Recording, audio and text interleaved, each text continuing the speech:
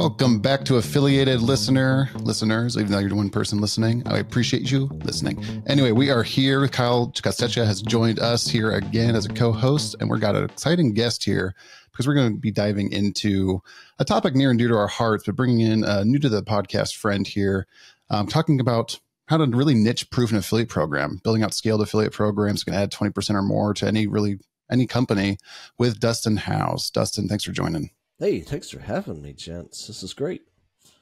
Yeah, no, I got to meet Dustin a few years ago at TNC, and you've been working with Amber Spears since then. But yeah, I would love to dive in a little bit about your background a bit, because you've been in the affiliate space for a long time. I think largely for your own company too, kind of helping all different sorts of people. So what kind of got you into the space? Yeah, I've been in, I was a professional poker player right after I graduated college. Whoa. And then I decided, you know what? I want an exciting career in affiliate marketing. just like any childhood dream, that's the natural progression. Yeah. You do hang out at a lot of casinos, maybe not professional poker volume style, but enough casinos to maybe bump into a professional poker player or two. Yeah, and I still frequent the casino. It's in the blood forever, especially since I make a lot more money now. I can afford to do it. But I went completely broke as a poker player, and I had some friends in Santa Barbara that worked at Commission Junction, and they helped me get my first job in this industry 13 years ago. And since then, I've run the gamut in the affiliate industry, working for agencies, working for merchants, working for publishers, and running my own agency. And that's exactly what I'm doing now. And one day I was trying to get some more education in the space and level up, and I just couldn't find it out there. There was nobody that had any great content unless you wanted to go spend a couple of grand, go into a conference, and maybe you find the right sessions to go to. So I decided, hell, I'll just create an online course and do this, put everything I know into a course. And that's what performancemarketingmanager.com is. And I created all the modules, and I've made it essentially a lead gen. People can go there and build an affiliate program. It's a do-it-yourself solution going through my course modules. And then they can have my coaching one-on-one if they would like to go on and continue their education beyond that. So yeah, it's been a journey, and I really love this industry, and I'm a big nerd when it comes to affiliate. I love it. Before we dive into all that, what's the biggest overlap, I guess, professional poker playing has to affiliate program management? I would say reading the room would be a great value add. So at the poker table, if you're not attuned to everything that's going around on the table, you will eventually lose your money. And it's the same in the affiliate realm, where you have to know who you're talking to and who you're working with to maximize the value of that partnership. So I guess at the poker table, you would see a person that is a money bags and doesn't know what they're doing, and you have to be more interactive with them when it comes to playing hands. And then on the side of affiliate, if they have a bunch of traffic and they have high potential, you need to be interacting more with them so that you can get the most out of them. That was a very astute answer. I love that. Thank you. Yeah. I don't know. That was I right was off the really top of my hoping head. it was going to be how to pick out the right shoes or something, or how to make the right bet on the right offer or something cool. But no, that was actually really, really amazing, and I appreciate it quite a bit. And I appreciate you guys keeping me on my toes. I've never had that question before, so that was fun to answer. That's what I love. Zero prep. Let me just go into it. Yeah. So yeah, just jump in. So are you mostly working with then the brands that are building up their affiliate programs and kind of trying to manage those? Or are you working more on the affiliate side, or are you kind of in between everybody, kind of helping it all go together? Yeah, I do all of it.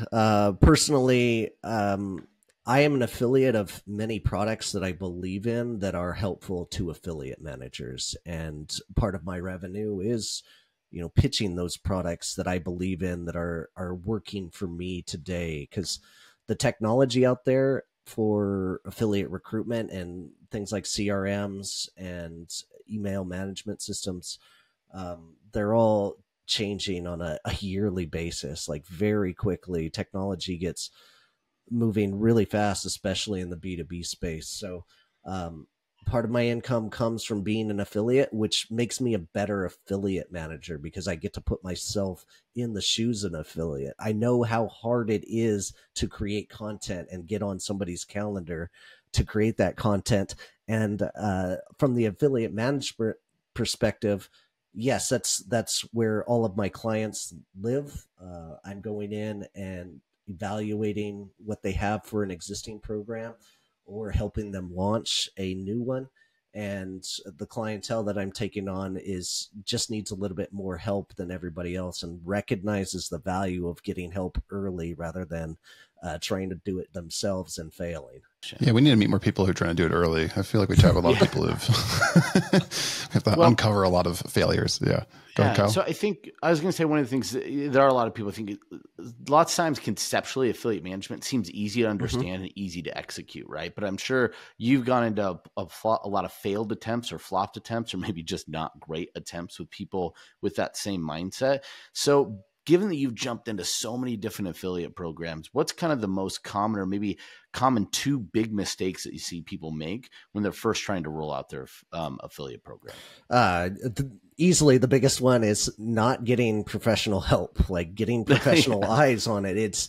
It sounds funny that like you mentioned it, like everybody thinks that, oh, affiliate program, I can do that. But if you don't have experience with it,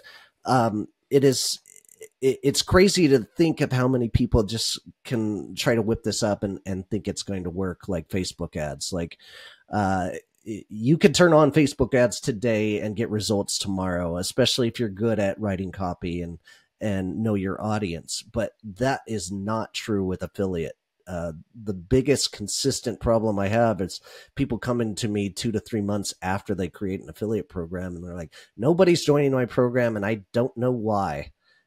Well, have you tried reaching out to anybody? Like, this is hard work. It takes. We put a link in our footer. Shouldn't that be enough? Yeah, they just expect people to just flood into their affiliate program. Network. Isn't that enough? Isn't that enough? Come on. Yeah, it is very odd to see that as a consistent basis where people are coming to me and need help with that, but they don't see it in the same light as A/B testing, which is the really weird part. Like, if you want to improve your conversion rate by 0.5%, you're going to A/B test the hell out of your landing pages, right? And test every email in your funnel. But people don't see it as the same with the affiliate program. But I will tell you, like, I know how to optimize each and every step of the affiliate partnership. Because I've been doing it for so many years, but people just think they can throw this together and affiliates are just going to run into their program and start promoting it however they want and win. And it just doesn't work like that. Yeah.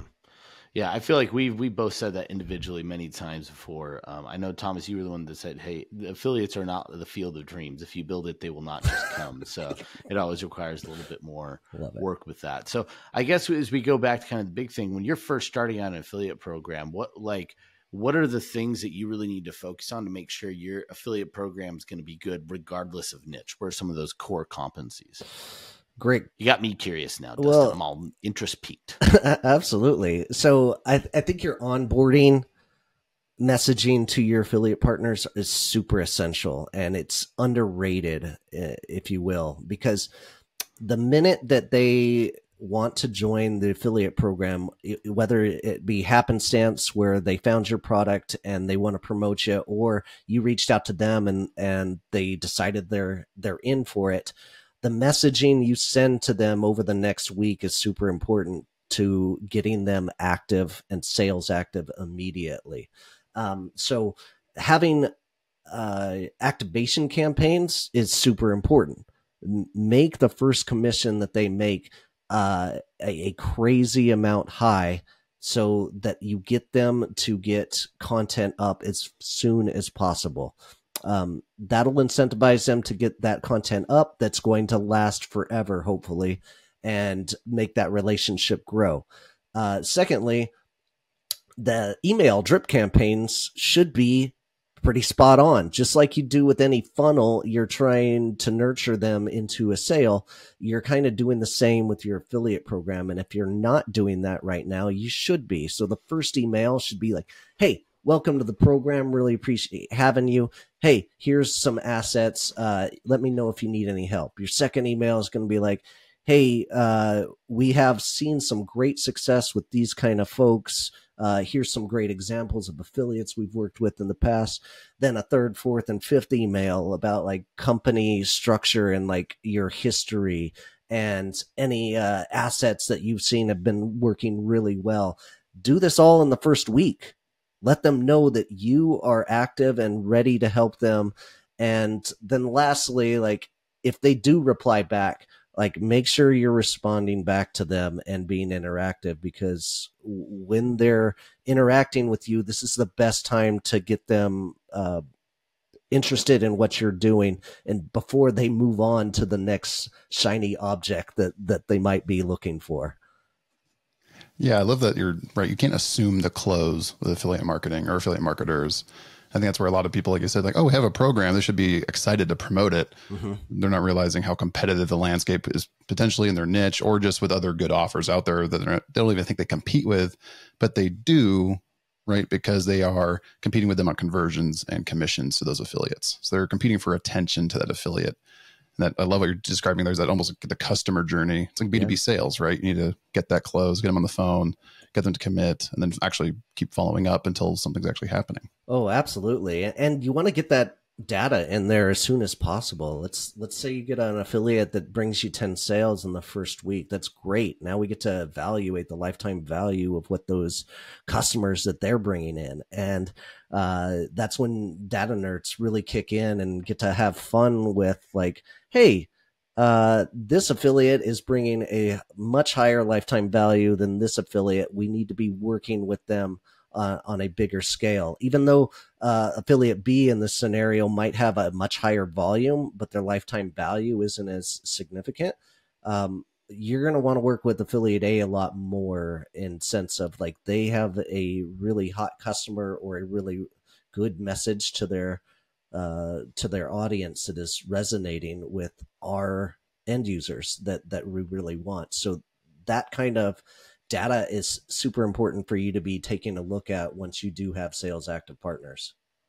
Yeah, no, that's amazing. I think one thing that it just allows the proactiveness. And we talk a lot about proactiveness is a huge differentiator when it comes to working with affiliates, because oftentimes they will deal with a lot of nameless networks, brands, things that are just numbers on a page. And as soon as you could transition beyond just numbers on a page or numbers on a screen in terms of that are sending them paychecks, it buys you a lot of equity, right? I love that you put too is make sure that you really focus on that first commission check. So it's not just the sequence of here's our company, here's what you're getting into. And I think, say, even if you're like a direct response brand, there's one of the, hey, here's the brand. Maybe it's, here's the success of offers we've done in the past. You might know us from XYZ, right? Like building this kind of credibility in that relationship.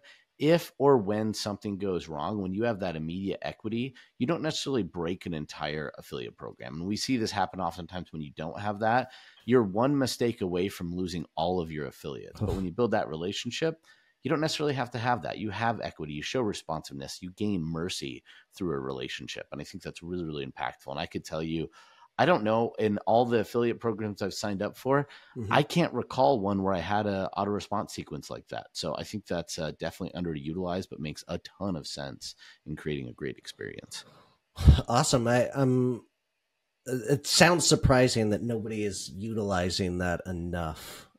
Because the industry standard might be just one email, like, hey, here's your link, go get them, champ. And it just seems ridiculous. Pat on the butt. It just seems ridiculous, especially in the field that we're living in with the funnels as good as they are today in the sales cycle, that you wouldn't try to maximize your partnerships in this kind of way.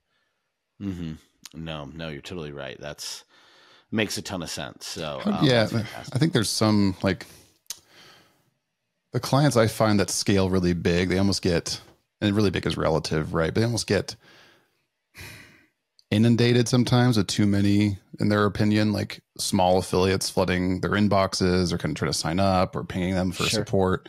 How do you help clients balance that load of finding the right clients or affiliates to go deeper with and scale with versus helping maybe the aspiring affiliates who want to sign up, but maybe aren't worth putting a lot of effort into? Oh, so solid question. And even I would say one even caveat to that too is, then what do you do with the ones that are considered unqualified or maybe a lower quality?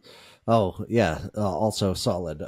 So I think it absolutely depends on where you're at in your program. So if you're early on, a ton of your time should be dedicated to recruiting, getting new blood into the program. You never know what kind of affiliate is going to be your top 10 early on in this procedure. Now, once you get established, if you're 6 months in, 12 months in, you're going to want to refocus your time on your top 10 affiliates that are producing and seeing what you can do more with them. So re-incentivizing them and finding campaigns that are going to help them and do more volume with those big players.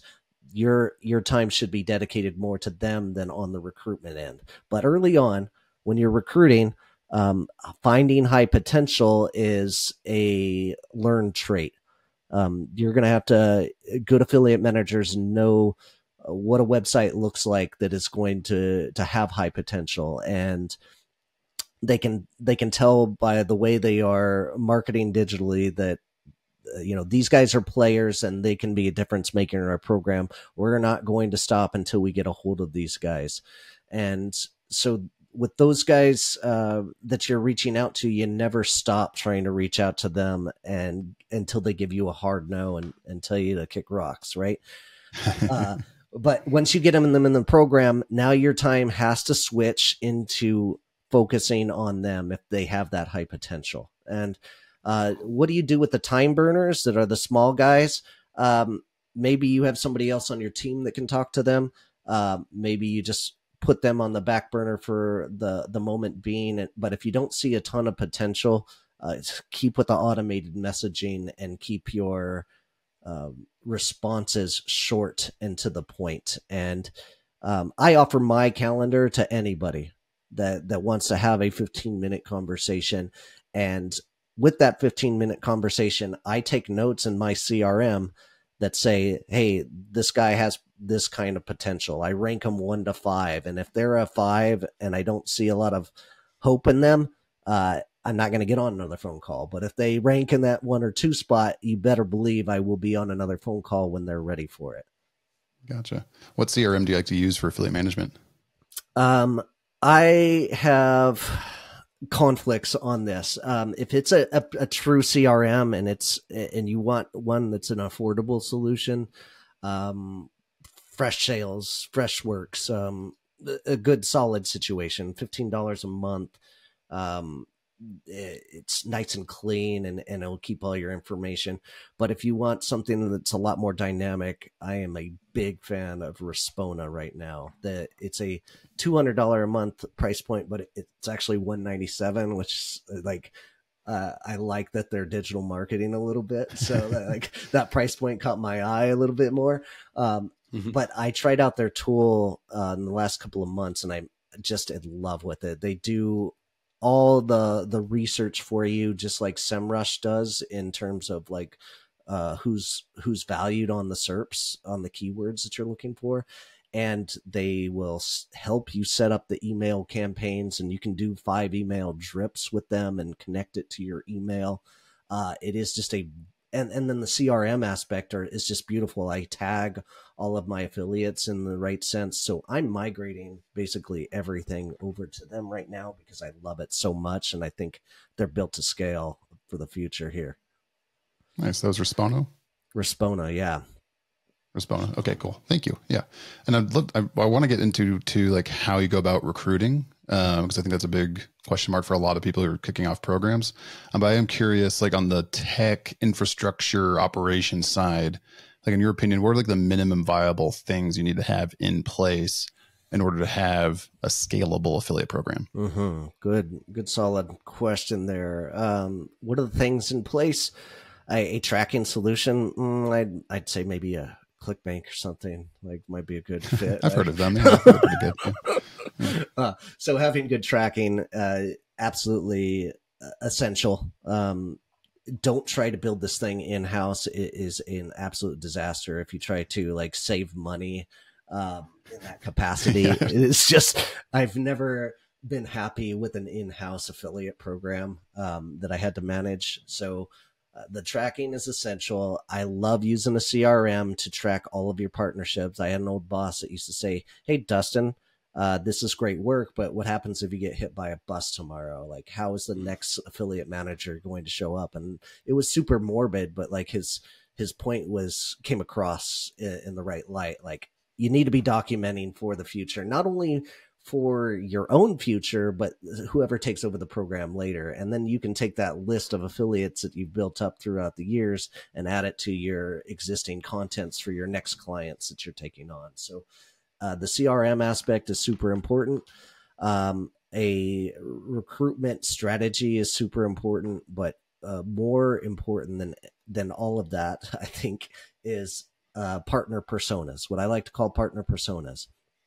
This is the conceptual equivalent to an avatar when you're in sales. So just as you like write out your exact customer avatar for your product, you want to come up with an exact partner persona, because you want to know who these people are, what their job titles are, how to motivate them, how to get a hold of them, and where they are living on the internet. And that way you can start building lists for the ones that are going to be the biggest difference makers. And for example, if in my space, content is absolute king. I'm trying to get on big publications all the time and get on listicles for some of my SaaS products, right?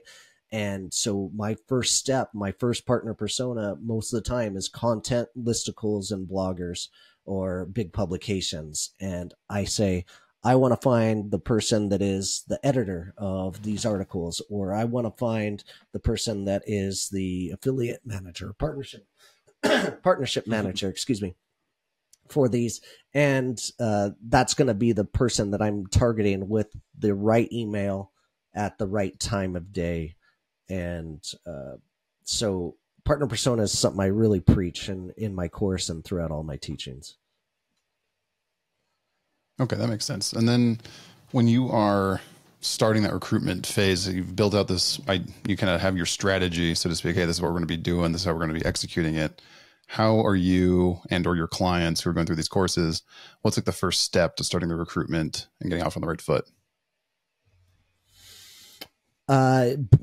So we established our partner persona, who we're going to go after. Now we're going to take keywords from the internet that you guys want to rank for.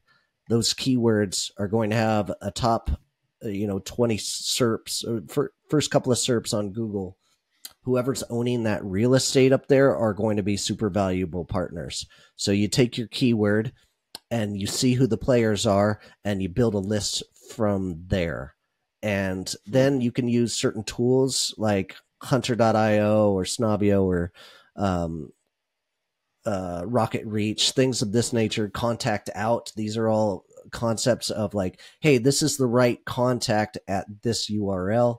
And then you get to make decisions on who that person is. You fill in their name. There's a lot of legwork there. Respona does all of this for you, which is why I love it so much.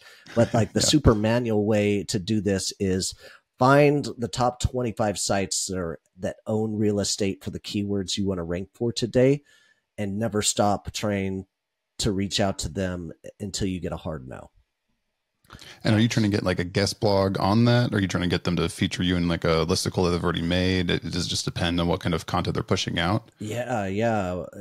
all of the above. The easiest way that I have found is asking to get on their existing list. I mean, even if you get put on number 10 of the listicle, now you got your foot in the door. And now we've got responses. Now you get to ask, hey, what's it going to take to move us up this ranking? Like, how can I provide you guys with some benefit that'll move us up in this ranking? And do I need to talk to your editor and give them more material on how good our product is? If you really think you have a top of the market product that deserves to be on the top, there has to be a benefit for them. Now, there's some things you can do to make that happen, right? First off, what's going to incentivize them? If this is a true editorial website, don't start spitting out, hey, I'll give you more money to be on the top.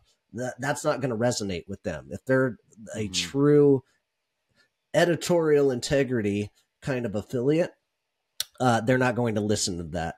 They will listen to features that you have that might make your way up on that. So you need to give them firsthand experience. Like any kind of testimonials you can provide for them would be helpful as well.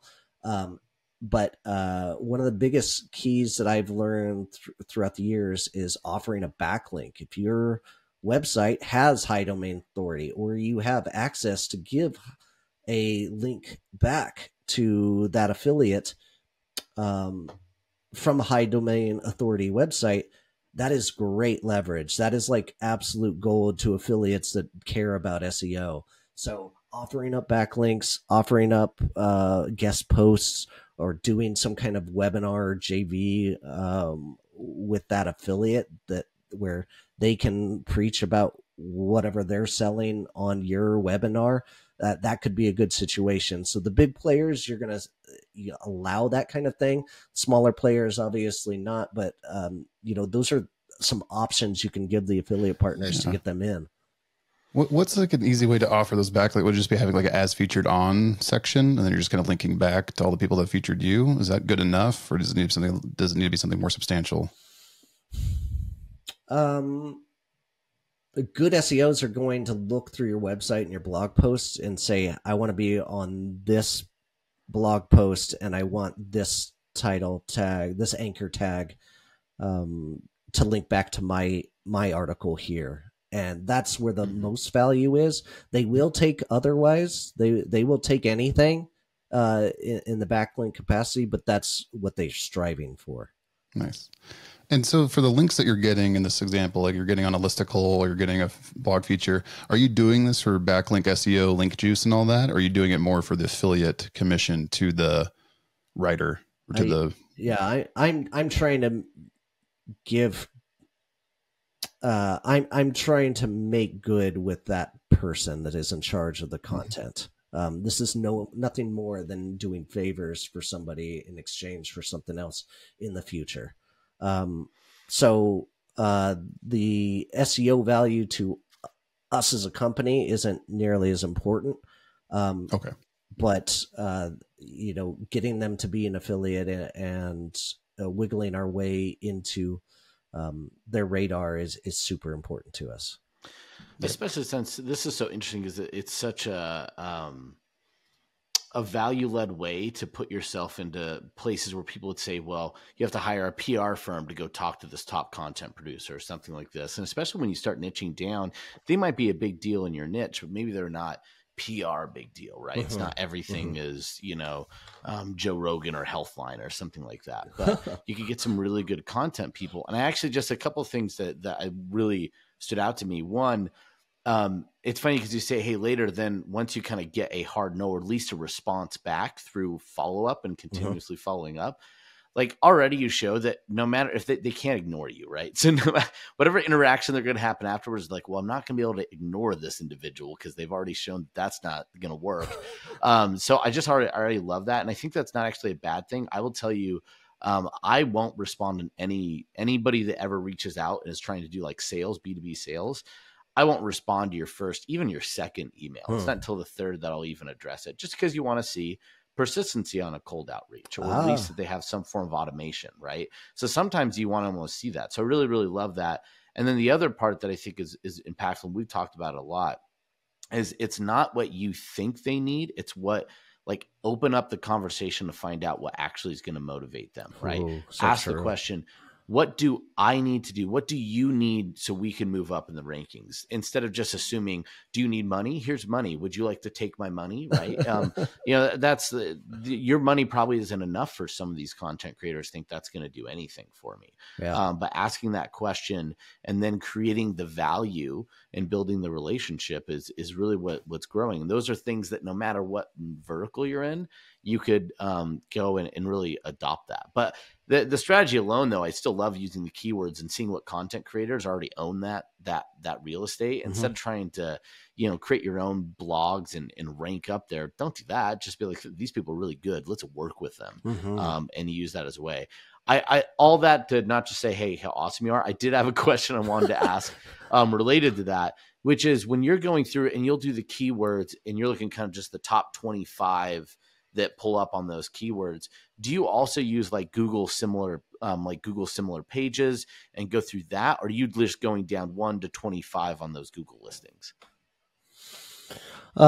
You can't go 1 through 25 because not all of them are going to be affiliate partners. Okay. There's going to be brands in there. There's going to be competitors. There's going to be folks that have no intention to monetize it with affiliate marketing. They're just doing SEO value to flip the website. So there's a wide range of partners in there. What I love about Respona is they will, I keep bringing it back, but I love this tool so much. They will, affiliate link you can drop. No. I think you might. I'm actually building out their affiliate program shortly here, but they nothing's official, by the way. But they have the power to see if affiliate links are on that site or not, and they can recognize it as an affiliate, or because that's an important aspect of it. If they're not monetizing it with affiliate marketing, it might not be worth a whole lot of your time to try to convince them into affiliate marketing. So that is an important aspect of it. But even if it is one keyword and it's the first, couple of SERPs, maybe 3, that are going to be the difference makers, some of those sites that are affiliate sites might rank better for another keyword that is very similar, or in that similar vein that is ranking even higher. So you don't weed anybody out except for the brands and the folks that that are not going to be responsive or not going to be worth your time. Gotcha. And so, that makes sense. So it's just get there. Is there a point where you say, I'm not going to go down the Google search route and I'm just going to try a new keyword? Like, is there just too deep down if you weren't using, is it Respirio? I feel like by this time I should know exactly what it is. You said, but what was the software again? Respona. Respona. I just made it up a new name, Respirio. So it's mysterious. It sounds like the Hogwarts spell version of it. Yeah. Respirio. So now I can't remember the name. I just want to keep saying Respirio. Respona. Holy cow! This is just epic name failing. If you're not using Respona and you have now Google search Respirio instead, like how many pages would you go in before you'd say, let's just do a new keyword if you're doing that kind of affiliate search? How far?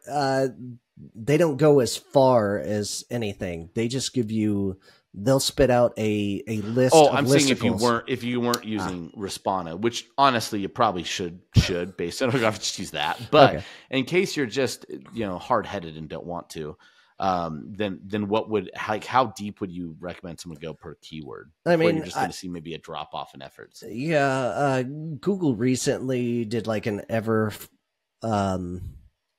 scroll, for the results. So you can go 30 deep, without clicking a button, the old funny saying of like, where do you hide dead bodies? The second page of Google.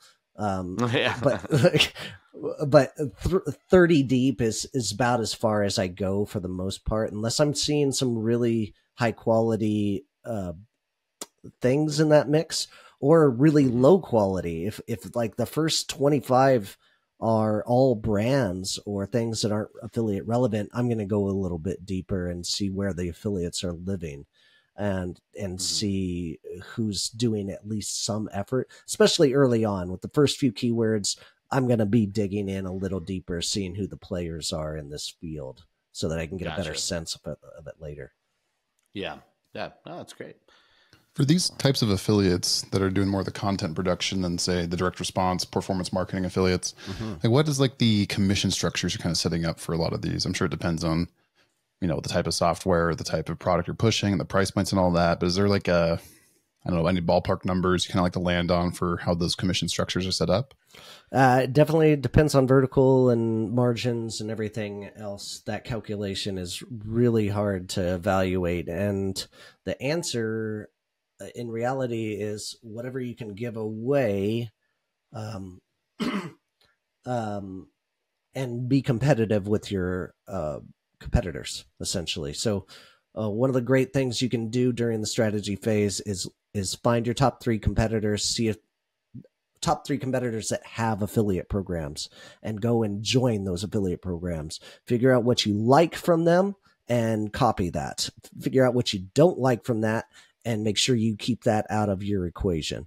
And that way you're finding out, when you join those programs, you're finding out what they're giving away to their affiliates as a base commission, and then probably double that most of the time for like what the VIPs are getting.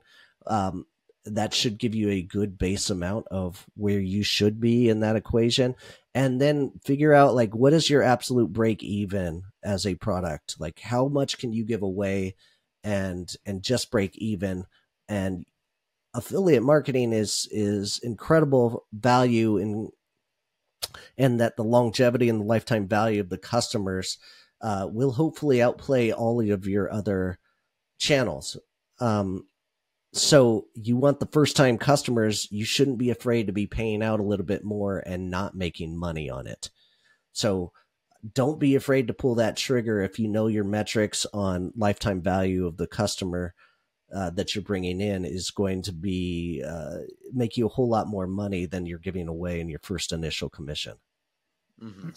I like that you said double your competitor's commission, right? Because I've seen people, we're building this, we copied these other people, but they had no clue if the people they were copying were even doing volume with their affiliate program. They just knew that they had one. Is there a way you can tell of like, how do you audit someone's affiliate program from the outside to tell that they're not that they have one and that they have details around it, but they're actually doing something with it that's notable? Yeah. Good question. There are sneaky ways around it. Like you can use Ahrefs or SEMrush to find people that are driving traffic to that website of your competitor and build out a list of any organic links. And then if they're on a certain kind of tracking platform, sometimes the URL structure is an extension of the URL. And it'll have affiliates. It'll have like a question mark referred by equals, and you can like try to track that. That's a little bit more complicated and advanced and sometimes not worth the effort. But I would say, I'm going back to Respona, like they do this for you, which is, they'll take your competitors and find the affiliates that are driving traffic to them, that have affiliation to that. And you can try to get on those lists as well. So, yeah, no, it just doesn't have to be super in depth because it's just one of those things. It's like we see people copy, like, oh, we want to do it this way. They were offering 5%, so we think that's good. It's like they're probably not doing much volume. Like, if you just look at how their affiliate program's structured, and then they end up building out a really bad affiliate program because they had blinders on what they were looking at, kind of thing. They didn't know what to look for. Yeah. And that brings us back to getting professional help. The best thing you can do with your affiliate program is putting a new pair of eyes. Even if you have an established affiliate program, go hire a consultant for a couple of hours to audit your program and give you some insights on what they think you're missing out on, because you're inevitably going to be putting your blinders on to what you're doing and staying in your tunnel. And then you're going to forget about the outside once you get to a certain point. And so bringing a consultant on to like get some new insight is super important down the line.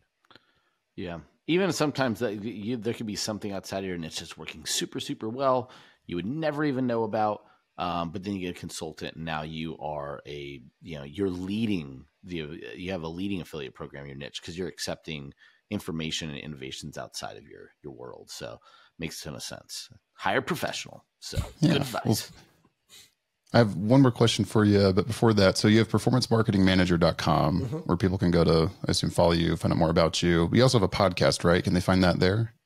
Absolutely. It's called Affiliate Nerd Out. And so I just bring on industry friends and veterans and legends and anybody that's that wants to nerd out about affiliate. I am just such a nerd in this space. I just called it Affiliate Nerd Out, and it's a term of endearment. Like if you're nerdy enough to like want to hang out with me for half an hour and discuss like what's working for you right now and best tactics for affiliate managers, I want you on. And I'm having a great time doing 2 episodes a week with it and flipping it into content. And I just love hanging out with people and talking this space.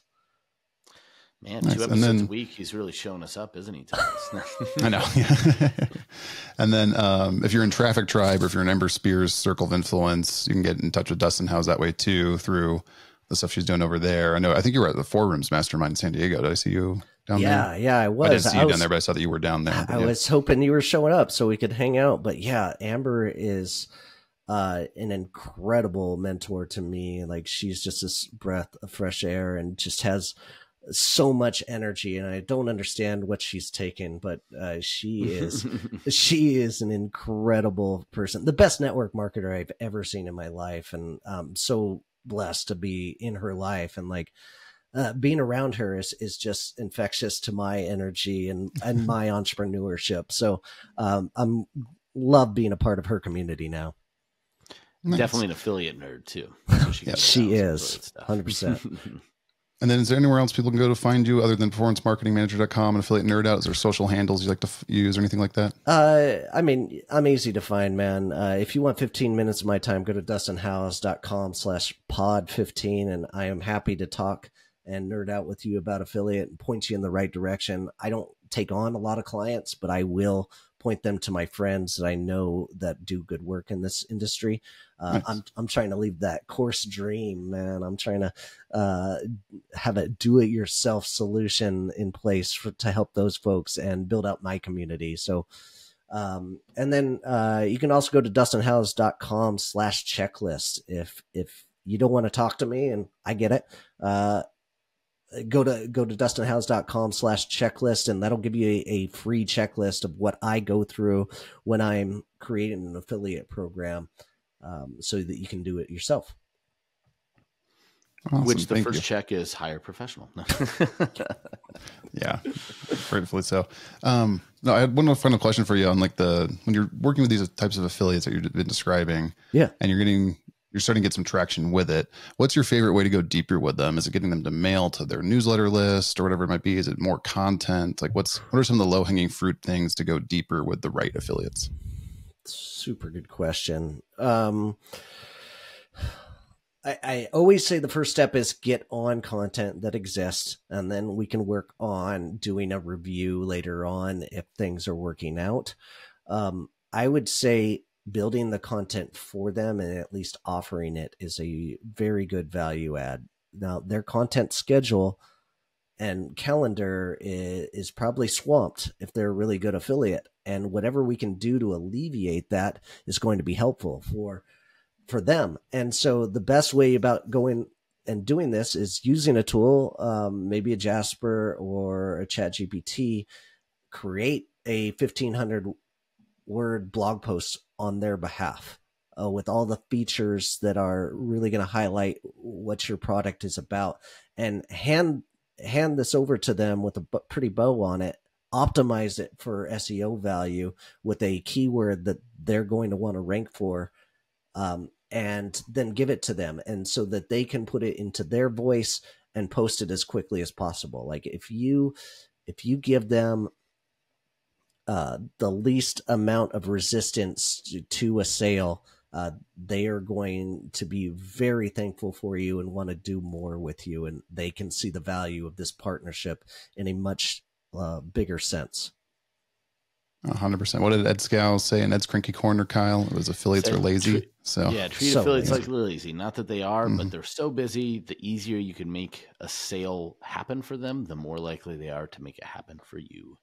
So no, that's great. I love that the echoes of things we said in the past, like through new lenses and knowing that these things apply across a lot of places. And you really gave some amazing insights and advice. It was fantastic, Dustin. So I was excited to get a mini snippet of nerding out on affiliate marketing. So awesome. I'm going to have you guys on, and I don't really do a 3-man episode very often, but I'll make an exception with you guys. You guys seem fun, so I'd love to have you guys on.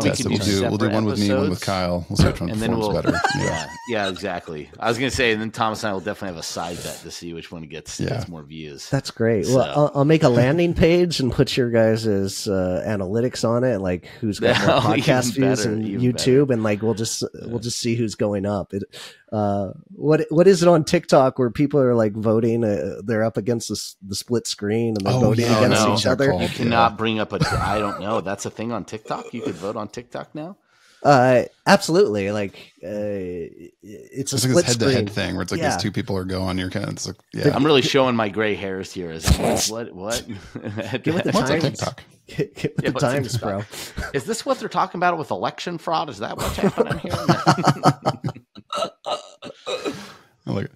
Thanks for hopping on, Dustin. I really appreciate your time and sharing your insights and letting us tap into your genius here. So thanks for sharing. And you mentioned before, we'll mention it real again for people. You got performancemarketingmanager.com and dustinhouse.com and different resources over there to go check out if you want to learn more from Dustin or get in touch with him. But highly recommend it. He knows his stuff. He's been doing it for years, over a decade. And then don't play poker with him. I'll make a note of that. And hope to see you in person here again soon at some point in the near future. And thank you for hopping on. Happy scaling, everybody. And cheers. Bye-bye. Take care.